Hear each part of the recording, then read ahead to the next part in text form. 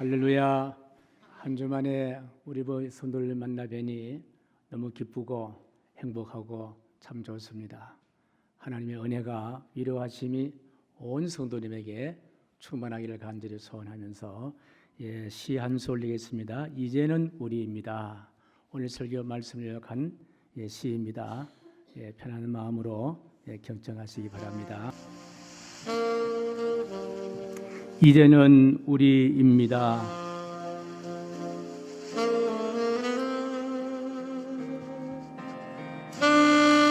그 언제인가 이곳에 왔을 땐 사방은 바람 부는 광야였습니다. 아무도 반겨줄 사람 없었고 누구도 맞아줄 사랑도 없었습니다.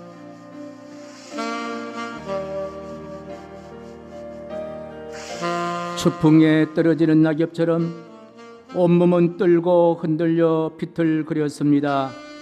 그러나 누군가 하나둘 내민 손잡고 눈물로 기도하는 우리가 되어 갔습니다.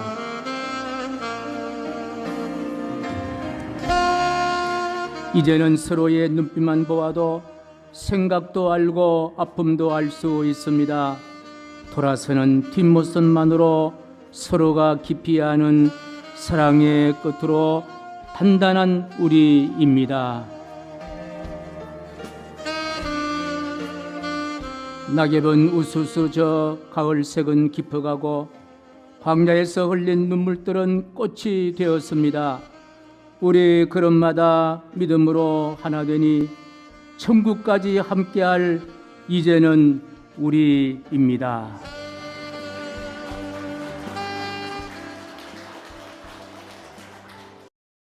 우리란 단어가 얼마나 아름답습니까? 우리란 단어 속에는 이해가 있고 격려가 있고 위로함이 있고 사랑이 있고 바로 용서가 있는 것이 바로 우리란 단어입니다. 이제는 희망이란 이름으로 우리가 된 줄로 믿습니다. 할렐루야. 어느 머리가 희끗희끗한 노부부가 오늘처럼 낙엽이 우수수 떨어지는 길가에 벤치에 앉아서 할머니가 할아버지에게 이야기합니다. 영감, 나 사랑하고 있어? 그리고 물었더니 할아버지가 그럼 사랑하지. 할머니가 다시 묻습니다. 그러면 왜 사랑한다는 말을 하지 않아? 그랬더니 영감이 하는 말이 아니 그때 결혼식 때 했잖아. 그러고 난 다음에 지금까지 변함없이 사랑하면서 머리가 희끗희끗한 노부부의 아름다운 모습을 보여줍니다.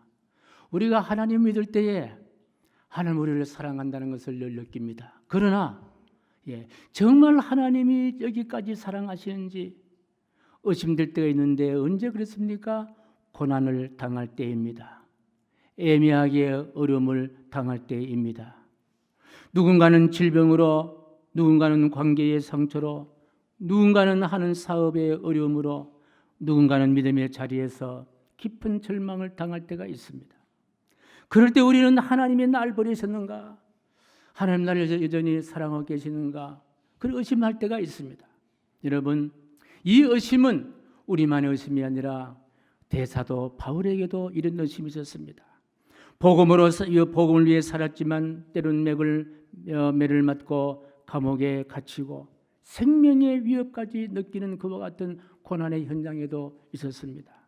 심지어 생명을 바쳐서 목양한 고린도 교회 교인들까지 목회자 바울을 험담하며 바울에게 험한 그러니까 어떤 명예를 실축시키는 그와 같은 행위를 하면서 당신 진짜 사도가 맞느냐 이렇게 질타하는 그와 같은 상황에 있었습니다. 자, 이런 상황에서 고린도 교회에 두 번째로 보낸 편지가 오늘 본문의 말씀입니다. 1장 서두에는 인사와 함께 바울이 겪는 환난을 8절에 고백하는데요. 이렇게 고백하고 있습니다. 8절 말씀은 같이 있습니다. 시작. 형제들아, 우리가 아시아에서 당한 환난을 너희가 모르기를 원하지 아니하노니 힘에게 없도록 심한 고난을 당하여 살 소망까지 끊어지고 오늘 사도 바울은 힘에 없도록 심한 고난을 당하여 살 소망까지 끊었다고 이야기하고 있습니다. 그런데 이 고난당한 아픔을 마음을 가지고 고린도 교회가 당하는 고난들을 공감하는 거예요. 고린도 교회의 선량한 교인들이 당하는 고난까지도 공감을 하면서 그 심장을 가지고 편지를 쓰다 보니까 이 편지는 바로 아픔의 눈물의 편지, 그런 별명을 갖고 있습니다. 그래서 고린도 후서를 눈물의 편지라고 그렇게 호칭을 하고 있습니다. 이는 바울이 개인적으로 고난과 아픔의 감정이 담긴 편지이기 때문에 눈물의 편지 그렇게 불려지고 있습니다. 자, 믿음이 좋은 사도 바울도 고난당하는 일이 있었습니다. 여러분, 믿음 좋은 바울만이 당하는 고난이 아니에요. 오늘 우리도 이 세상을 살아가면서 숱한 고난 가운데 노출되어 있다는 말씀입니다. 지난 한 주간을 살아가면서 애매하게 당한 고난의 아픈 마음을 가지고 온 성도님이 계실 겁니다. 지금 이 순간에도 마음에 고난이란 무거운 짐을 갖고 계신 분들도 아마 있을 겁니다. 고난은 목사라고 예외가 아니라는 거예요. 장로님들이라고 예외가 아니라는 거예요. 우리 모두 다 예외가 아닐 수가 있다는 이야기입니다. 위대한 영적인 대목회자 바울께서도 고난 앞에 살 소망이 끊어질 정도로 아픔을 당한 고난을 호소하고 있습니다.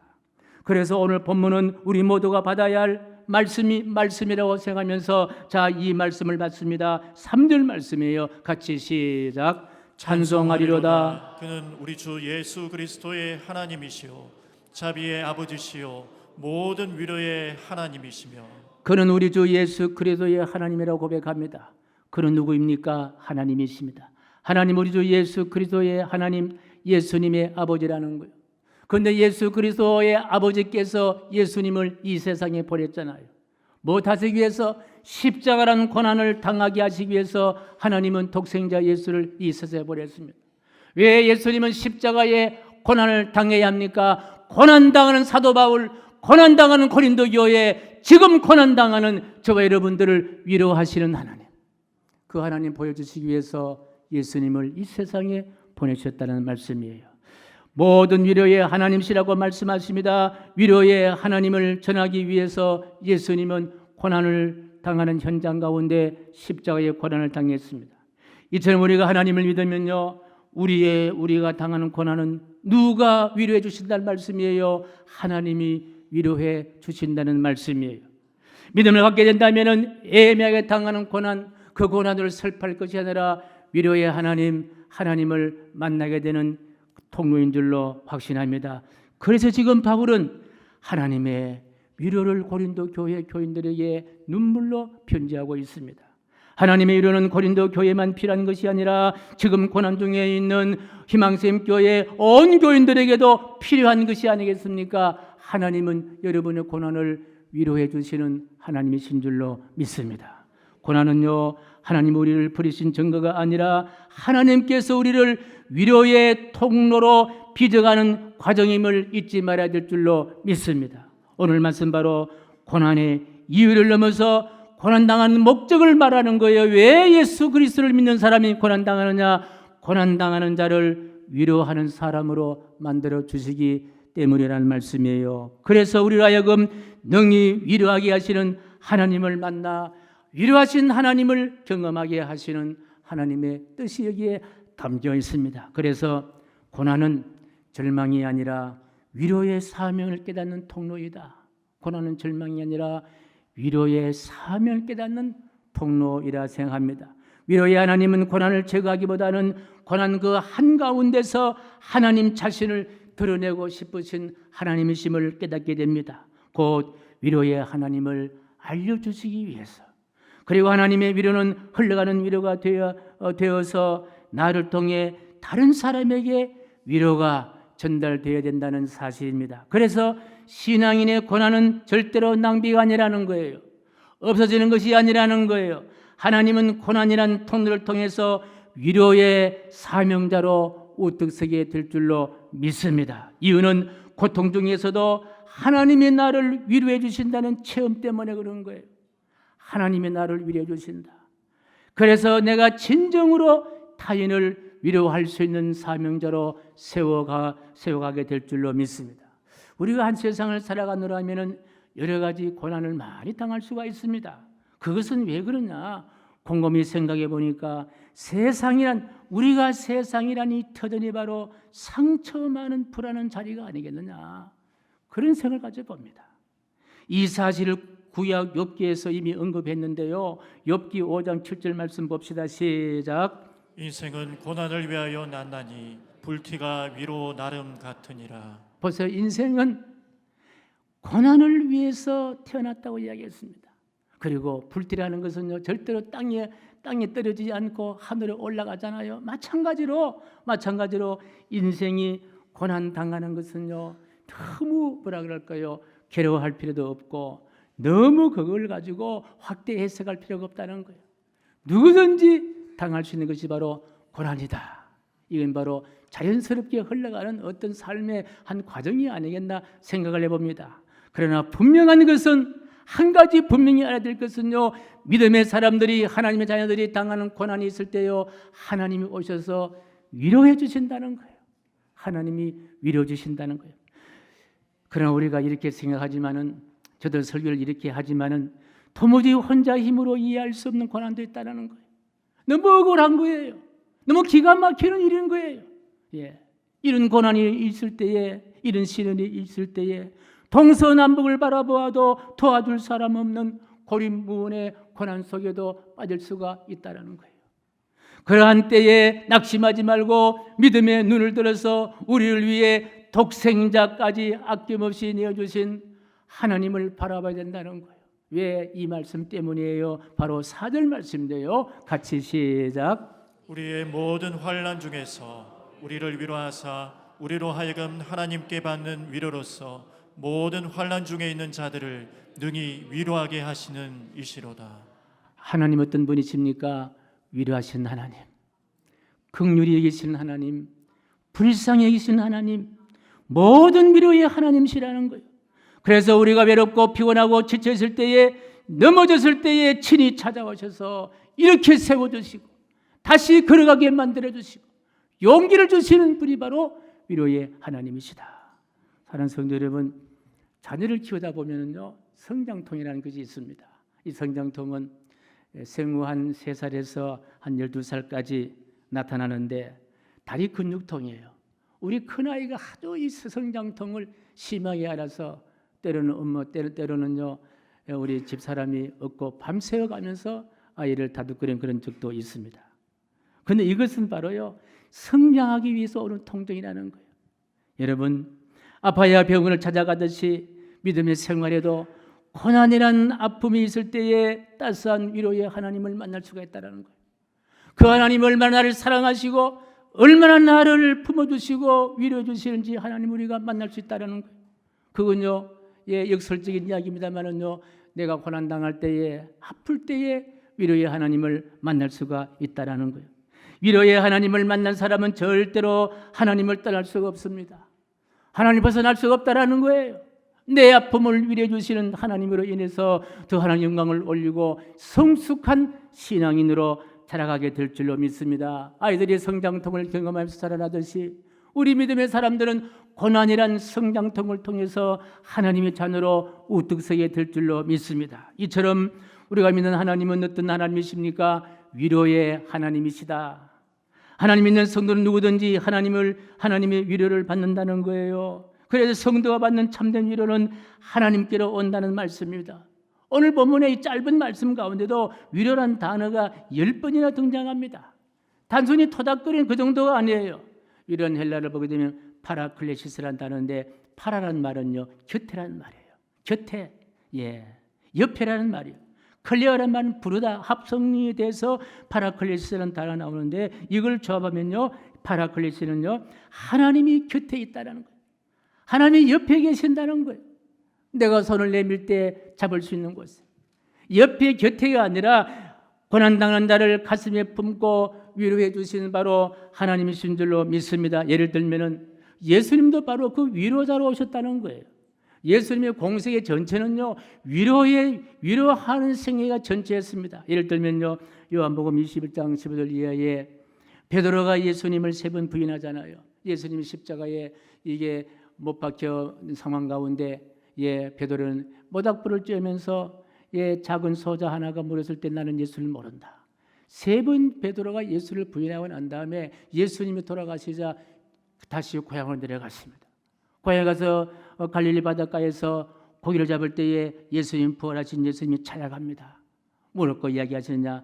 시몬의 아들 요한아, 내가 나를 사랑하느냐? 3번이 묻는 거예요. 이 말은 바로 베드로를 책망하는 것이 아니라 시몬의 아들 요한아 아들 시몬아, 내가 나를 사랑하느냐? 이 말은 무슨 말이에요? 너는 나를 배신하고 떠났지만 나는 너를 한 번도 잊은 적이 없다. 내가 너를 참 사랑한다. 이 사랑은 너가 알고 있느냐? 이건 베드로의 책망이 아니라 이 말씀 듣는 순간에 베드로는요 위로를 받는 거예요. 용기를 얻는 거예요. 내가 예수를 배반했지만 한 번도 예수님은 나를 배반하지 않고 여기까지 찾아오셨구나. 그러고 나는 베드로가 새롭게 회복이 되어서 초대교회의 위대한 사도가 되었고 캐톨릭의 교황이 되지 않았냐는 거예요. 한마디 위로로 무너진 제자의 신앙이 다시 사명자로 회복된 줄로 믿으시면 아멘. 에디슨도 마찬가지예요. 에디슨이 어릴 적 학교 다닐 때에 학습 부적용하라고 평가를 받고 퇴학 처리를 당합니다. 이미 우리 부모에게는 통제가 된 상태였습니다. 어머니가 이 편지를 받고 이 절망 속에 들어간 아들에게 어머니 낸시라는 어머니는요 이렇게 이야기합니다. 학교에서 그리셨단다. 너는 너무 뛰어나서 우리 학교에서 가르칠 수 없다고 이야기하는구나. 거짓말이지만요 이건요 하얀 거짓말이에요. 이 어머니의 위로 한마디가 책망이야. 너 꼬라지 보니까 내 그럴 줄 알아서 너는 학교에서 가르칠 수 없는 뛰어난 아이야. 이 한마디의 위로의 믿음이 평생 에디슨의 원동력이 되고 결국은요 오늘 전등을 발명했잖아요. 그리고 1000개가 넘는 발명품을 완성할 수 있는 놀라운 발명의 왕이 된 줄로 믿습니다. 하나님 위로는요 상처 없는 사람이 경험하는 것이 아니라 상처를 통해 하나님을 만난 사람들이 경험하는 은혜인 줄로 믿으시면 아멘. 한석킹이라는 유명한 독일의 신학자였는데 이분이 이런 말을 남겼습니다. 하나님은 고난을 제거함으로 구원하지 아니하시고 고난의 한가운데서 함께 하심으로 위로하심으로 우리를 구원해 주신다. 새겨드려야 할 귀한 말씀입니다. 고난이 깊을수록 그로 인하여 슬픔이 깊을수록 주님의 위로가 큰 줄로 믿으시면 아멘. 이 말씀을 담아서 찬송가 458장 1절과 3절 말씀을 함께 우리가 찬송하였습니다. 가사를 보시면서 함께 부르겠습니다.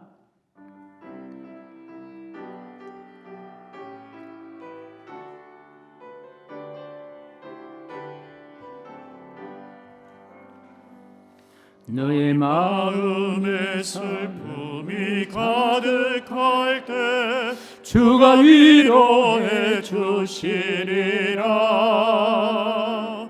아침에 같이 빛나는 마음으로 너 십자가 지고 가라. 참 기쁜 마음으로 십자가 지고 가라. 내가 기쁘게 십자가 지고 가면 슬픈 마음이 위로받네. 내가 맡은 일 성실히 행할 때에 주님 앞에서 상 받으리. 주가 베푸신 은혜를 감사하며 너 십자가 지고 가라. 참 기쁜 마음으로 십자가 지고 가라. 내가 기쁘게 십자가 지고 가면 슬픈 마음이 위로받네. 위로는 끝이 아니라 위로는 시작입니다.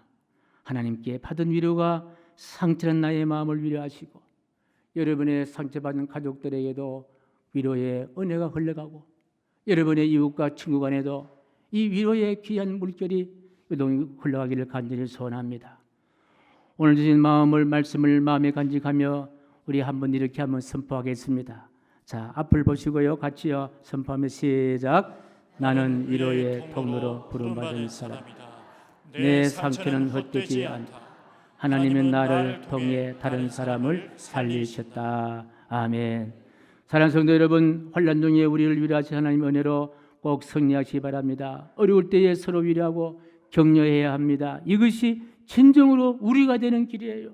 오늘 본 말씀 6절과 7절 말씀 같이 읽습니다. 시작. 우리가 환난 당하는 것도 너희가 위로와 구원을 받게 하려는 것이요 우리가 위로를 받는 것도 너희가 위로를 받게 하려는 것이니 이 위로가 너희 속에 역사하여 우리가 받는 것 같은 고난을 너희도 견디게 하느니라.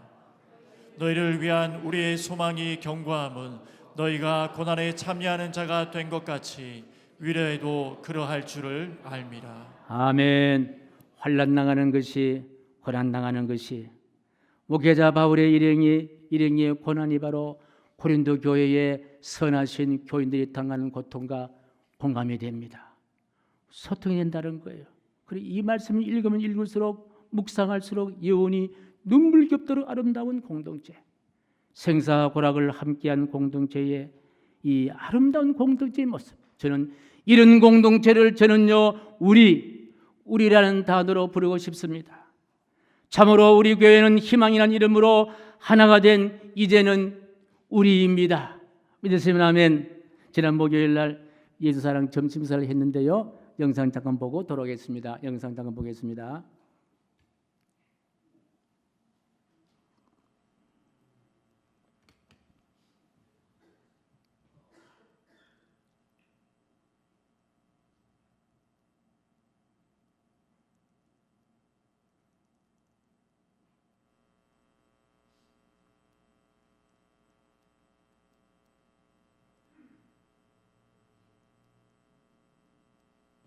우리 교회가 지혜 어르신과 우리가 되는 그와 같은 사역이었습니다. 곧 노권사님들의 헌신들, 은퇴하신 분들이에요. 다 이 노권사님들의 헌신들과 연차를 내어서 함께 섬겼던 성도님들, 그리고 우리 사랑하는 우리 실무 장로님들과 우리 사무장 장로님, 그리고 집사님들께서 합력하셔서 이렇게 아름다운 지역사회와 우리 교회가 우리가 되는 아름다운 공동체였습니다. 그 가운데는 교회 다니는 분도 계시고 교회 다니지 않은 분도 계실 거예요. 그러나 우리 희망샘 교회가 이웃과 진정 우리가 되는 아름다운 사역이었습니다. 예수사랑 점심식사였습니다. 제가 이제 맨 처음에 오니까 여기 담이 쫙 채져 있었어요. 이 담을 좀 허물자고 그때 우리 장로님들과 얼마나 많이 다투기도 하고 얼마나 많이 고통이 있었어요. 쉽게 허물어진 것이 아니에요. 그런데 우리가 담을 허물어서 우리 교회와 이웃과 분리된 것이 아니라 이 지역사회에 있는 우리 교회와 이웃과 우리 교회와 이웃의 선한 영향력, 위로해 줄 수 있는 그와 같은 선한 공동체로서의 회복이 되었고, 이제 우리는 다시 우리 예수 그리스도를 믿고 구원받는 저희들이 혹시나 그중에 예수 믿지 않고 구원받지 못한 이웃의 어르신들, 삶의 앞길이 얼마 남지 않는 어르신들, 그분들과 함께 식사를 하면서 함께 우리가 되는 아름다운 공동체, 이제는 우리가 되었다는 거예요. 그 식사하시고 가시면서요, 그게 얼마나 맛있는지, 정성을 다해서 그 전날부터 국을 끓이고 양지머리깃을 이게 정리하고 또 냄새를 제거하고 고기를 뜯고 저도 많이 동참해서 함께했습니다. 얼마나 이와 같은 아름다운 것과 같은 공동체입니까? 이제 우리 교회가 이웃과 경계의 담도 허물고 영적인 담도 다 허물고 깊숙이 이웃과 함께하면서 이 아름다운 예배의 공동체를 우리 후손들에게 물려줄 수 있는 평화로운 예배의 공동체를 물려줄 수 있는 그와 같은 사명도 우리가 감당해야 될 줄로 확신합니다. 사랑하는 성도 여러분, 그때 우리가 150개의 식판을 준비했는데, 우리 하민석 장로님께서 150개의 식판을 준비했는데, 저는 처음에는 이 150개가 다 나겠는가 했는데요, 딱 150개가 다 나가고 그 다음에 한 10개 정도 더해서 160명이 함께 정말 사랑의 공동체, 함께하는 공동체, 우리가 되는 은혜의 공동체가 되어서 서로 위로받을 수 있는 2025년 마지막 일사랑 식사가 되었습니다. 여러분, 진정성은 누구와 함께해도 아름다운 소통을 이어갑니다. 이제 우리는 더욱 성숙한 우리로서의 은총이 대물림되기를 주님의 이름으로 간절히 축복합니다. 그리고 여러분이 이 교회를 통해서 위로받으시고, 저는 목회 남은 여정 가운데 여러분을 통해 저도 위로받는 서로가 위로할 수 있고 사랑받을 수 있는 우리 희망샘 교회 최고의 멋쟁이 교회가 되기를 주님의 이름으로 간절히 축복합니다. 여러분 어떻게 느낄지 모르지만요, 제가 노예 활동을 해보니까요, 다 우리 희망샘 교회를 부러워하더라고요. 아름다운 교회라는 거예요. 행복한 교회라는 거예요. 본받고 싶은 교회라는 거예요. 저보고 행복한 목회자라 그렇게 이야기하고 있습니다. 제가 행복한 목회자라면요, 예배드리는 여러분은요, 행복한 예배자, 행복한 교회, 이 아름다운 행복한 교회를 우리 지역 사회에 나누고 우리 자녀들에게 나누고 여러분 가정에 이 위로의 물을 떠가서 가정에도 적시고 여러분 인생의 삶에 모두가 다 위로받는, 그래서 위로를 전파할 수 있는 위로자, 하나님을 전가할 수 있는 복음의 귀한 사역자가 되시기를 주님의 이름으로 간절히 축복합니다. 하나님, 자비의 아버지 하나님, 모든 위로의 하나님, 우리의 모든 환난 중에서도 우리 곁에 서 주시니 감사합니다. 받은 위로로 다른 사람을 위로하여 주시고 고난을 통해서 우리 위로의 사명자로 세워주시며 우리 장로 장로님 먼 곳에 안전하게 잘 다녀올 수 있도록 은혜 더하여 주시고 모든 질병으로 인한 분들 회복되게 하여 주시고 우리의 모든 소원들 응답되게 도와 주시옵소서. 예수님의 이름으로 축복하오며 기도하옵나이다. 아멘.